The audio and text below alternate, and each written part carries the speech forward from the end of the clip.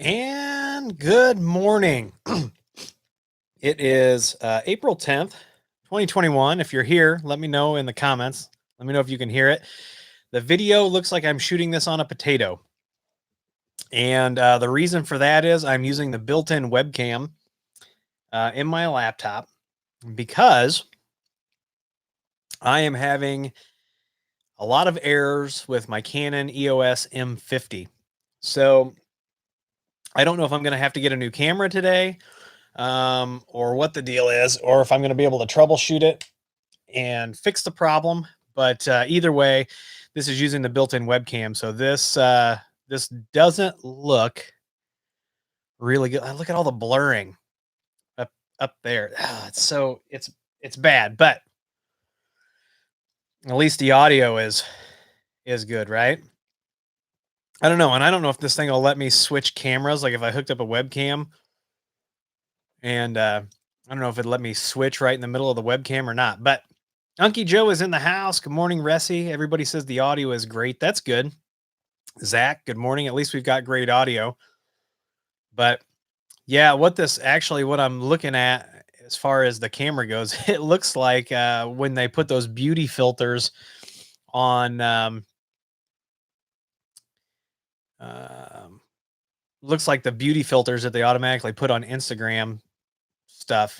So, yes, happy Saturday. All right, Joe from Cajoling Tech is in the house. Yeah, the picture is a little soft. Good morning, Dave Robertson. So, I do have to go get new shoes today because when I fly out to Connecticut, my wife and I fly out there. Joe and his wife will be treating us to an all expenses paid steak dinner. We're going to fly in, eat our steak, and then fly out. That's the plan, right? And hey, James is in the house. So hope everybody's doing well this morning. Make sure you smash that like button. So I've been doing a lot of thinking about the channel. I only got one video out this last week, and just been looking at a lot of stuff for my video creation going forward. If you see the thumbnail, yeah, Gibby, I power cycled the camera. Thanks for the tip, Gibby. It's throwing battery errors, and so we'll have to see what happens. I'll actually have to put a battery in it because I use a battery converter to be able to run it longer than 20 minutes. So I have to see what's going on. If that doesn't fix it and the camera keeps throwing errors, then, well, I'm going to have to go get a new camera or some sort of a different camera. Morning, Noodles. Robert Wells, John, Cecil. Good morning, everyone. Cody from Mac Telcom. And Cody is in Ubiquiti's good graces over there. They're sending him all kinds of good gear. Good for you, Cody. Good for you. Just my advice, don't be a one-trick pony. All right. So as you saw in the thumbnail, I want to thank Tony from Quick Tech. He said he wasn't going to be able to make it this morning, but he sent over this ATEM Mini Pro. He would not let me pay him for it. He said that my videos are payment enough. He would not take money for this, so I'm joining the ATEM club. And Joe over at Cajoling Tech, we're going to do some real high quality streaming. Joe's the man with the plan over there, so he's going to stitch it all together for us. Unky Joe, if you've watched his channel, you know he's the king of cheap, so I don't know if he's going to be hopping on there, but I think Joe actually has a plan to get Unky Joe involved with that as well. Morning, Alonzo.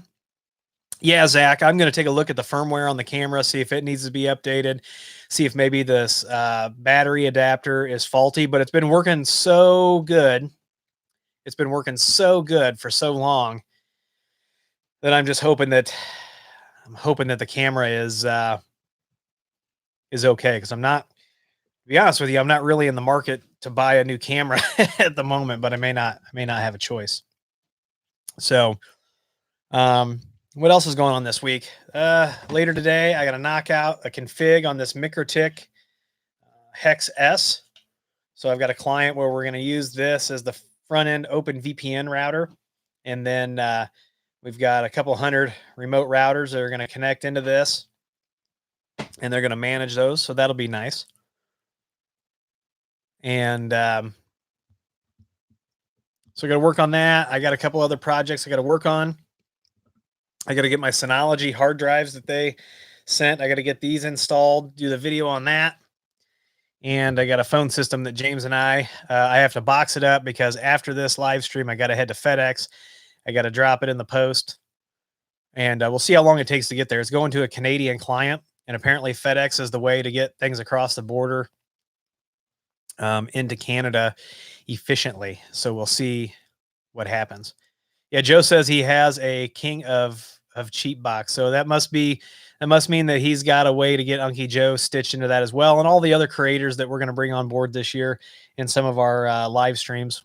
We'll have to figure all that out. David Morton is in the house. David is a friend and a customer. And David, just so you know, I do have another commitment in the morning, but you and I will get back on track soon. And yes, I do need to get to New York. So my opinion on QNAP is I love their 10 gig network adapter. I love their 2.5 and 5 gig adapter. I really like their switches. I like where they're going with that. In the NAS, we were talking the other night. There was, another news story, another security news story about vulnerabilities with QNAP. And so I don't know if they got out in front of that one or what the totality of that is yet. But they've got 3 million plus devices deployed, right? So we're going to have to see how that all shakes out. I will tell you that this little 2-disk, when you block these things from the internet, QNAP specifically, they are unhappy. They throw errors and stuff like that because they're trying to contact the QNAP servers constantly. So they are not happy when they can't call home and they can't reach the mothership. But I don't know that that's a bad thing. I also don't know that it's a good thing. What else is going on? I have a really solid, strong lead on another subcontractor to bring into the consulting business. I'm super excited about that. So I emailed him last night. He's been a viewer of the channel, and we had a chance to talk the other night on the cajoling Zoom call, which I think I'm going to set something like that up as well, where if you're a Patreon subscriber, we're going to do a Zoom call maybe twice a month, not as often as Joe. So Unky Joe, how come your DS918 Plus is now up for sale? Did you switch to QNAP or what's the deal? Let us know in the comments. Rich, representing Kane County, how are you? Yeah, Alonzo, it's exciting to bring another subcontractor in. I've had some things go on. I need to reprioritize some of my time into making sure the business is running, obviously doing the videos, but then also to make sure that my family is getting the support that they need. So I have not abandoned Jitsi Meet. I use it all the time. In fact, I launch most of my Jitsi Meets out of Synology Chat. They've got a thing in Synology Chat. You just do /Jitsi and it will launch a Jitsi conference call automatically, and you just click on it and you're done. Hey, Ryan, that's awesome that you start your new job on Monday. You'll have to let your boss knows, the owner of Peoria IT. He knows who I am. So you'll have to tell him that I said hi. Morning, Blaine. So no, I still like Jitsi. I like that you can host Jitsi on your own servers. I like that we can tie it in with, SIP audio bridges and things like that. So Unky Joe says, I have the FS 1018, which has 10 gig. The 918 is not capable. Have to decide between another Synology or QNAP. Gotcha. Yeah. So if you could actually justify 10 gig in a home network, a lot of people, they want the fast stuff. They want the stuff that I want to go fast, but can they justify it? Maybe they can. It's their money, right? But in a business situation, we're actually asked to do traffic studies all the time. And I should do a video on that, because you'll get people who say that they need 10 gig. And then when you look at the traffic studies and they're not even saturating 1 gig, they can't tell you exactly why they need 10 gig, besides they saw some guy on the internet do a video on 10 gig. And yeah. So James says, what about IP video talk? So IP video talk is the Grandstream web-based conferencing application, and it is a great tool. But if you are getting into the Grandstream 6300 series, they have the Grandstream Wave application where you can actually do screen sharing and stuff like that. Now we've got to do some videos on that. James and I will have to break out the Grandstream UCM 6300 series. So yeah, I'm not saying you can't justify 10 gig. I'm saying that a lot of people just want the new shiny stuff. And like I said, who am I to tell you how to spend your money? If that's what you want to do, go for it. Right. So the other night we came into an interesting conversation in the Zoom call, and it came down to firewalls, stateful firewalls, IDS, IPS, not to be confused with IBS. And man, that was a shitty joke. All right. So, and we were talking about, and you got to be real careful on, careful on the YouTube about how you talk about these kind of things. So, but one of the questions was asked of, like, what does IDS, IPS do? Then somebody said, well, I locked down all my USB ports, and, that should be enough. And you would think, right? But there's a great security researcher, and I greatly respect this man. His name is Sammy Kamkar. And you need to go out and you need to look up Sammy Kamkar. He's got a thing called Poison Tap, which uses a Raspberry Pi Zero. You plug it into the computer, it can extract passwords from locked computers. The computer thinks it's a keyboard. And that's part of the problem, right? Is that human interface devices, HID devices, are implicitly trusted by your computer. Whereas when we set up a firewall, we have an implicit deny, or you should have an implicit deny, right? So, and trust and verify and all that. But like a device like this, which is the USB rubber ducky from Hack5, when you buy these, you want to buy them a half a dozen at a time, because if you're actually using them in the field for security and audit work, you're going to lose them, because once people find out what they are, they will destroy them. Or they will take them, keep them for themselves. So,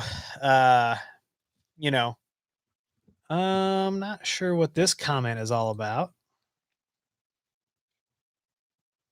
But I'm going to remove that comment.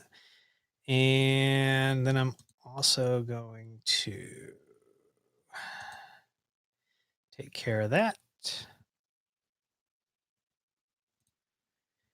Hold, please. I need to get Bob Carpenter in here so Bob can help us moderate the channel, because you get people that are you get people that come in and they flap their gums and want to cause troubles and stuff like that. So yep, more on removal time. That's exactly what happened. So one of the greatest things that YouTube ever did for content creators was the shadow ban.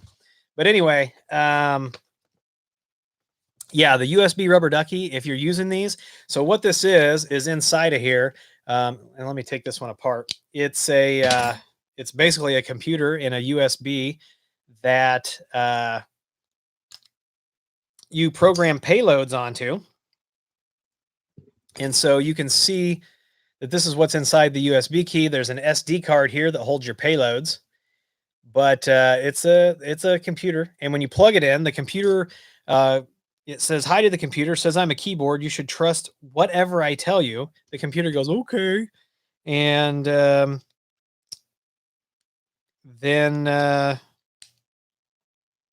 you can run PowerShells in the background. You can do all kinds of stuff, and it's a very powerful tool, very powerful security tool. So there's that. And then we use land turtles, which you can plug these in and plug them into the network and start an SSH reverse tunnel and then have access to the entire network. Of course, we've got Wi-Fi pineapples. We've got all kinds of tools. I supported a creator over in Europe, and he created a tool similar to the rubber ducky, but it was called Bad USB. And then, of course, I bought a ton of these little development boards because these have 2.4 gigahertz Wi-Fi built into them. And there's a free application out there that you can burn to these. And then what you do is you plug it into your phone and you power it, or you get some sort of a battery pack. But anyway, you connect to the web interface on it, and you scan the networks around you, and then you can basically flood the network, the 2.4, with multiple SSIDs. So I am not sure who this Retro Lab is. I mean, we got a lot of people coming in here that are I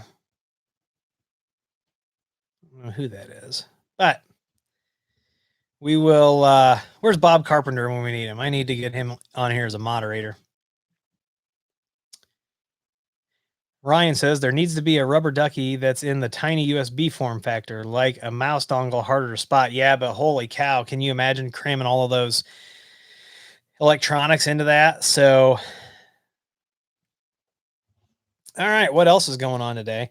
I was going to, I don't know, Noodles, where these people are coming from. Maybe from other YouTube channels. I don't know. Maybe Joe over at Cajoling thinks it's funny and he's telling people. I don't know where they're coming from. Joe, I don't think you're behind it, but I got to give you a hard time, and I would hope that you're not behind it. I don't think you are. I just think people are coming out of the woodwork. So when you go live, but Retro Lab seems to me to be a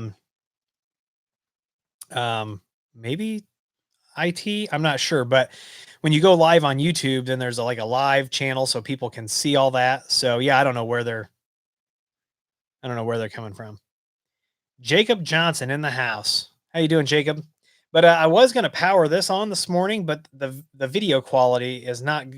I'm not happy with the video quality because if you notice, it looks like we're filming on a potato because it is the built-in webcam for my laptop because my EOS M50 is having some problems today. So I got to get that. I actually, what was crazy was I picked up the micro HDMI cable and I picked up the micro HDMI to HDMI cable, was going to test the ATEM, and then the camera starts acting up. So yeah. Yeah. But I am super excited about the new subcontractor we're gonna bring in. So Tim's gonna be updating our website. So we're gonna have pictures of all the subcontractors, and we're gonna have a little bit of information about us. So when are you doing your MicroTik video? I hadn't planned on doing a MicroTik video about. I wasn't planning on doing a MicroTik video about that, but I mean, that might be something interesting, but I'd have to do it. And then I guess just change the IP addresses. I could do that, but I could do that. That'd be an easy one to drop out there and see. Joe says if he was sending people over that there'd be something more interesting.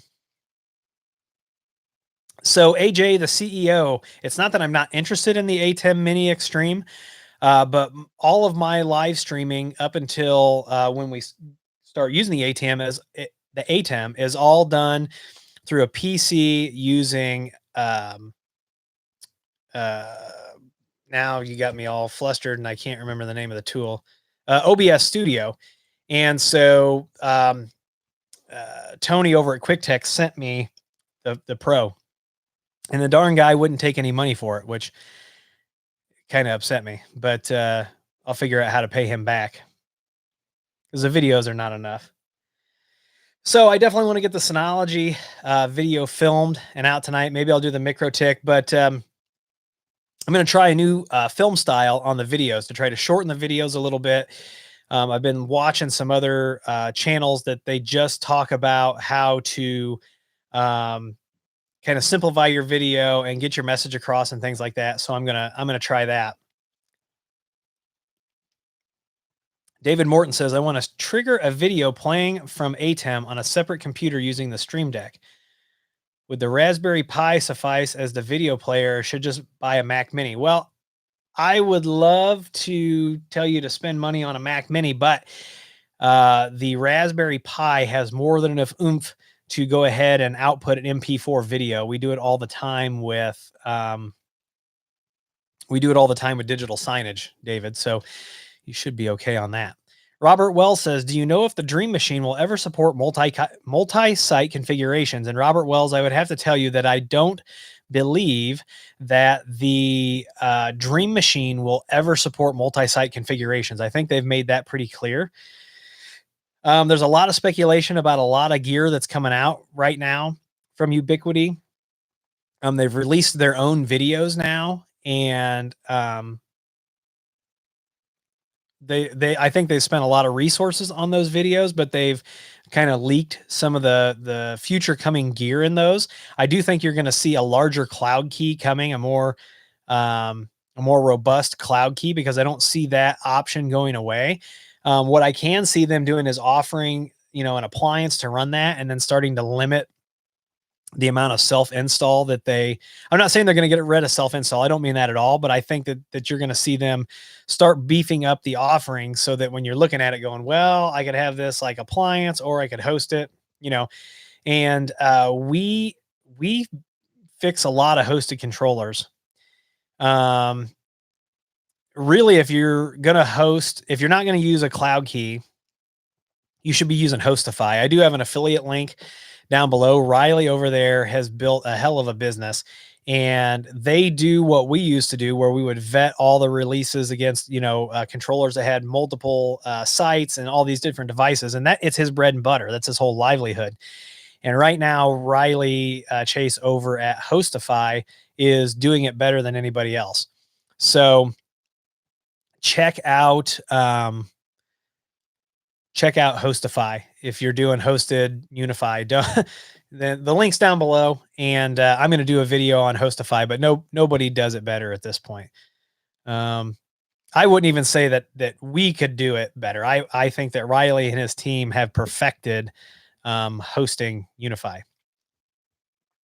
So, yeah, David, maybe you and I at some point should set up a meeting with Joe for some of this streaming stuff, because Joe's the man. So yeah, Hostify is definitely awesome. So what else is going on today? It's a rainy, dreary day. I thought I was going to get to push mow the grass. No such luck. Think I'll have to do that tomorrow. I have a lot of projects that I'm trying to, because of the way I'm reprioritizing my time.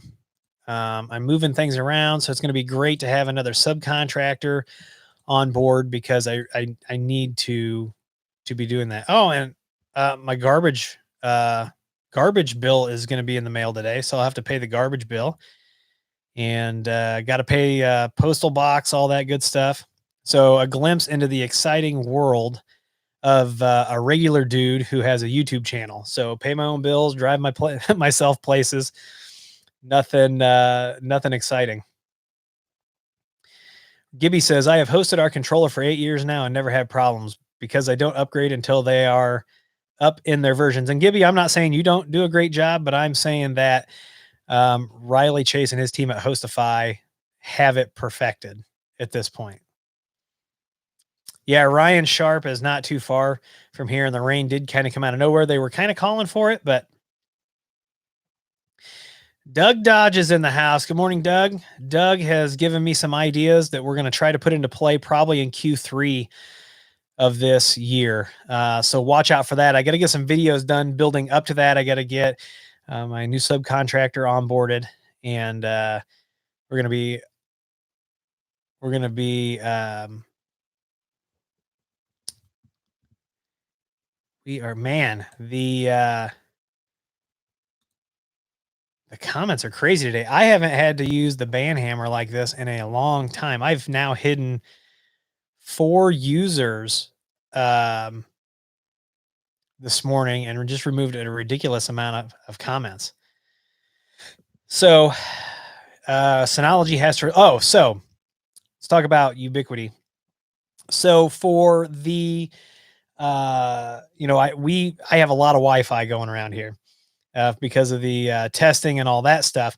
However, we have like our Rokus and streaming media and refrigerator and IoT devices all hooked to Ubiquiti. And this week, after an update, our refrigerator is broken, our light bulbs are now broken, and all kinds of stuff. And I'm tired of it. So I am going to completely rip out the Ubiquiti infrastructure as far as our wireless goes for that stuff.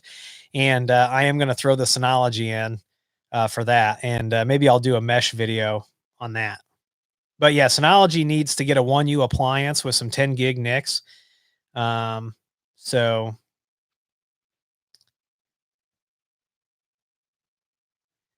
let's see here. It could be a bot, Mac Telecom. We'll have to see how it works. Yeah, and so there is a conversation going between Unky Joe and Doug Dodge here in the comments, and Unky Joe brings up a good point that Steve Gibson of Gibson Research wrote SpinRite, and SpinRite is the most powerful piece of data recovery software that you can buy, in my opinion. And we always use that before we send drives out for professional data recovery. But yeah, SpinRite is awesome. Yeah, Noodles. I've actually talked to or dropped hints to Riley that I'd like to see him host a couple different other platforms too. And I actually don't know, Noodles, if you go out, if everybody goes out and they start reading the Reddit Ubiquiti thread, there is a conversation on there and there are former employees now chiming in that talk about the internal structure of the company and about how it's actually not, well, it is deliberate, but it comes from one place. So go out and check out Ubiquiti on Reddit and read from the ex-employees about how things run around there. And that should give you a pretty good idea of how the company rolls. So yeah, Grandstream APs, we're deploying more and more of those all the time.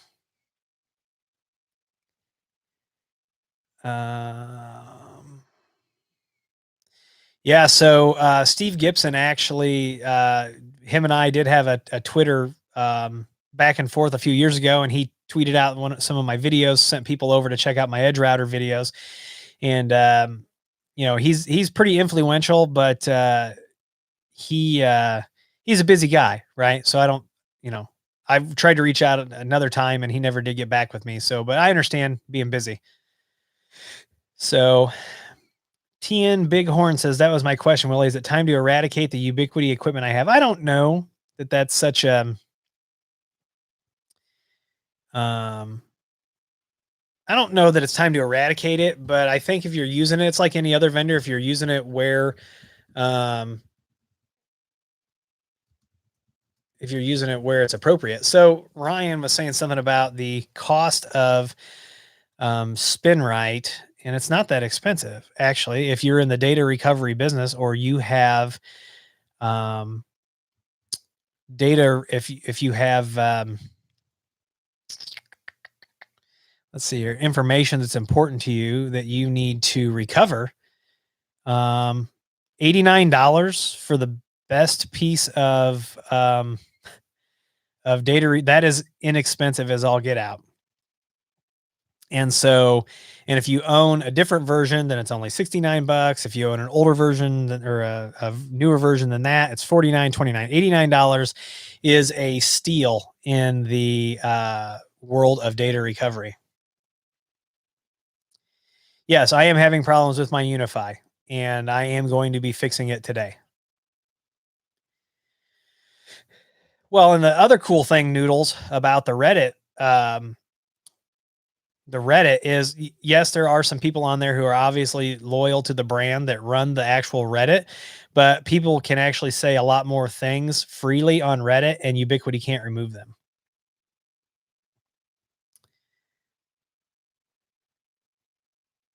No, so Joe Riley actually has a pretty good outlook on things, and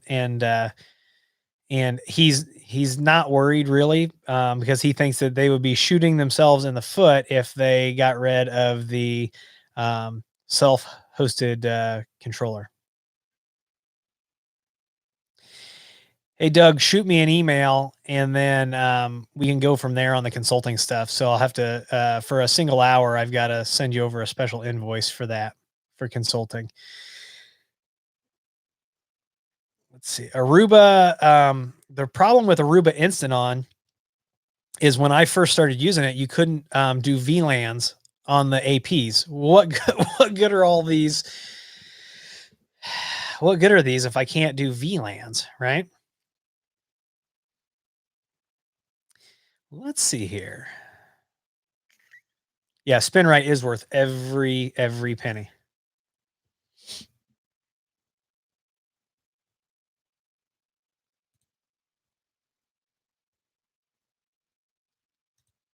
Man, more and more comments. Just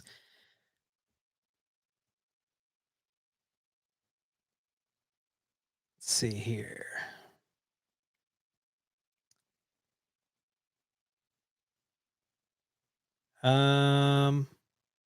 Yeah, so like the non-Aruba, like the non-instant on Aruba stuff is good. It's good. And if you've got a simple site, then but here's the thing, right? So what's holding back the instant on switches is the web platform, because they don't have feature parity yet. And the feature, I mean, if you use those switches standalone, they're awesome switches. They're so economical. I recommend those switches all the time. But as soon as you join them to the web platform, they lose most of their functionality. No, so today is the first day that I've had to ban 6 people for just inappropriate, ridiculous comments. Strange. I guess I'm at a point where I do need a moderator. Okay, Joe, glad you got your USG to adopt. By the way, I sent you the phone number for Signal, so you should join the group. Yeah, DMX did pass away yesterday. 50 years old. So yeah, he was in a coma and crazy. Yep, and Noodles, that's exactly what we were just talking about. Let's see. Good morning. Gibby says, I've been very happy using Grandstream for our residential and business, and Cambium just for business. So yeah, so Cambium has awesome switches, and we'll have to definitely. I've got one, and I got to get a video done on it. Yeah, so this Resi's talking about the CVEs through CERT, and there was a bunch of CVEs for a bunch of companies that got resolved this week. But Grandstream is fantastic. Ryan, maybe you and I will talk about you becoming a mod. Where is Bob Carpenter? Joe, you got Joe or Unky Joe? You guys got Bob Carpenter doing something? So Grandstream is going to have switches coming out. They have not hit beta yet. They did have a bunch of us in a conversation wanting to figure out what features we needed to see in switches. Hey, Sean Wood's in the house. Sean, I'm ready for you to also become a subcontractor. I know we talked about it. Ooh, Sean, how many? What are you using for the PBX on that system? Are you using a UCM? And are you using Grandstream handsets? So, yeah, Grandstream APs actually have firewalls built into them too that you can actually control granularly. So, AdTran's in the AdTran is in the AP business now. That's crazy. Everybody's getting into it. Fortinet's into it. Fortinet's got their own switches. I wouldn't touch them. I wouldn't touch them with a meter-long stick. Yeah, Unky Joe, good luck. He's over at Joe's vacuuming right now. He said he'll be done in a minute. So what I'm super excited about with Grandstream is there's a huge update coming to their router to change a bunch of stuff, a huge update. But they're coming out with the switches. So literally, we're going to be able to quote Grandstream, turnkey Grandstream networks, except for the storage. So Sean, if you've got any questions, feel free to ping me on that 6204 if you've got any kind of like minutia that you need to go over. I think Starlink is going to be a very viable option for a lot of people. I am not gonna get it. Yeah, so we just secured 150 handset system. Actually, that's 2 within the last month we've secured. And Grandstream does have a controller, and we did tell them that the switches need to be standalone, or you need to be able to control them in the controller. Same goes for the router. They do have a controller. So you can either use their service, which is the GWN.cloud, or you can download the controller. Hey, Belgium in the house. Oh, 20 phone install. That's still respectable, Sean. That's still respectable. I had somebody get a hold of me through the contact form the other day and ask me about Unify Talk. And I told them, no, we don't support Unify Talk at all. So it's just another market that I wish that Ubiquiti would get out of and concentrate on their bread and butter. So I think if Ubiquiti stuck with route switch, Wi-Fi, and cameras, they'd be cool and take all that energy from that other stuff and funnel it into making their products better, fixing the community problems. And James is right. One Grandstream AP, the 7630, you can do 50 APs from one AP. And then the router can do 300. So they're going to have Dave Robertson Grandstream. As far as I know, it's going to be the same hardware. Now, I could be wrong about this. As far as I know, though, it's going to be the same hardware with an entirely new operating system. I don't know if it's being rebuilt from the ground up or what, but I've been told to keep my eye out for it. In fact, let's check real quick. We'll check and see if it's been released yet. Let's see. Nope, GWN 7000. We're still on that 1.9.6, and it's also going to change the way that it interacts with your access points.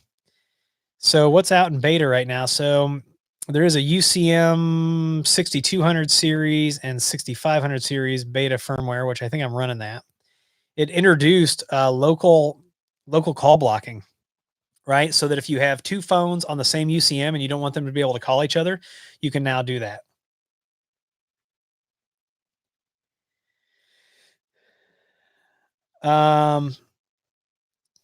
Ryan, Ubiquiti will never let a third party into that. So we were on a Grandstream thing. James, I don't know if you were in that Grandstream meeting where we were talking about the cameras and stuff, and they asked for our input. And I told Grandstream to not create their own NVR, that they needed to work with like Synology, and they needed to OEM something.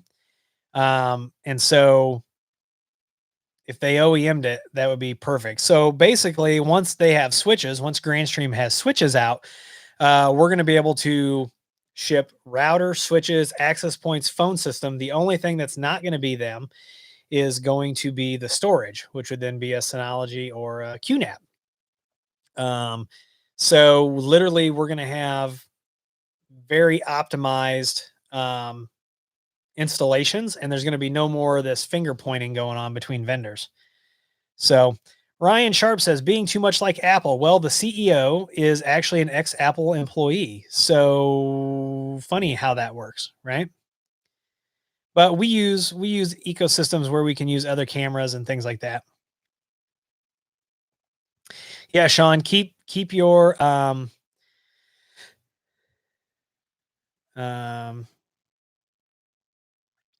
keep your eyes open for those switches, and they might surprise you.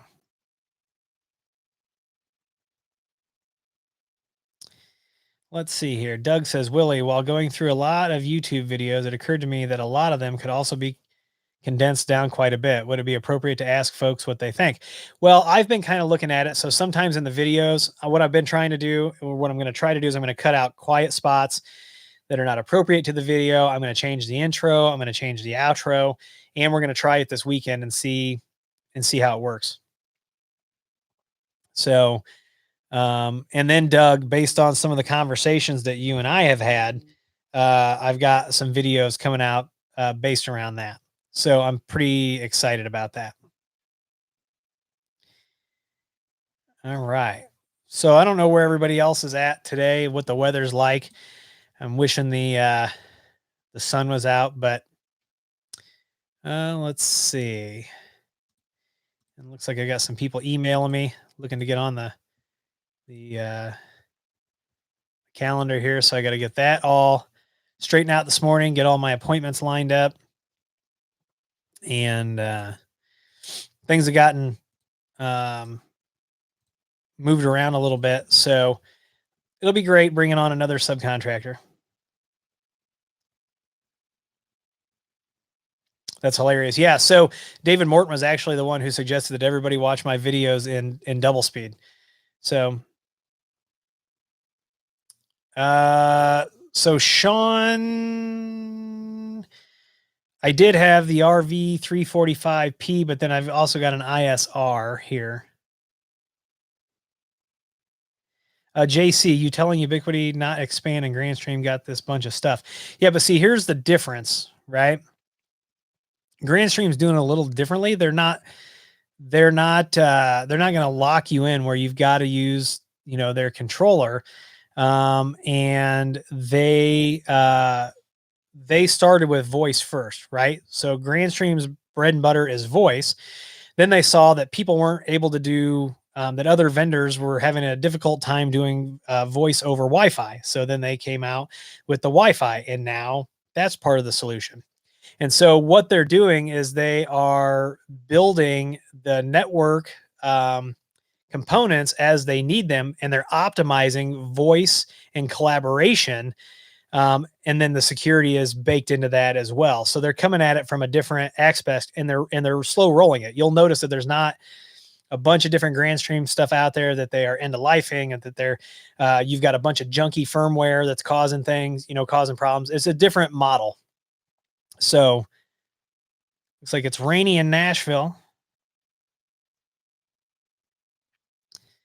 Let's see here. Noodle says, still undecided if I want to check out Omada as a Unify replacement. They seem to be usable in general, but the APs, oh boy, very low WAF. Mine would shoot me off the ladder before I could install it. So I think in certain applications, definitely the Omada is going to fit. And you're going to see a lot more Omada videos. I didn't want to try to shove everything into one 50-minute video where people are going to tune out after 7 minutes. So when you're looking at YouTube videos, besides the live stream where you're all going to stick around, there's like a sweet spot. If you look at your analytics, like most of your viewers are tuning in for like 5 to 10 minutes, somewhere in there. So you got to figure out where that's at.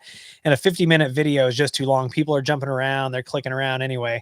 So they're not going to get, if there's something you really want to drive home, they're probably not going to get it. And yeah, James, they are going to make multicast a priority in those switches. So it'll be interesting to see how it works out. But this is the 10th, and I do have to get a bunch of paperwork and stuff done here. I got some other things I got to do. So I want to thank everybody for being here this morning. I know this wasn't like a usual live stream where we had a lot of things to look at and a lot of things to talk about. It was nice just to have a conversation. I got to troubleshoot my camera. Really hoping I don't have to buy a new camera. So we'll see how that goes. But everybody hang in there. I hope everybody is well. I hope everybody is making forward progress, rolling the ball forward. And Dave, there is no rollout date yet. They haven't even hit beta. You will know beta as soon as it comes out, because I will do a video on it, because Grandstream allows me to talk about what's in beta. They want me to talk about it, but they also want me to let people know that it is clearly beta. So I'm going to go ahead and wrap this up. I want to thank you all for being here. All of our links are down below. Patreon will be coming back. And if you need anything, reach out at williehow.com. Once again, I do appreciate each and every one of you, and I'll see you in the next video.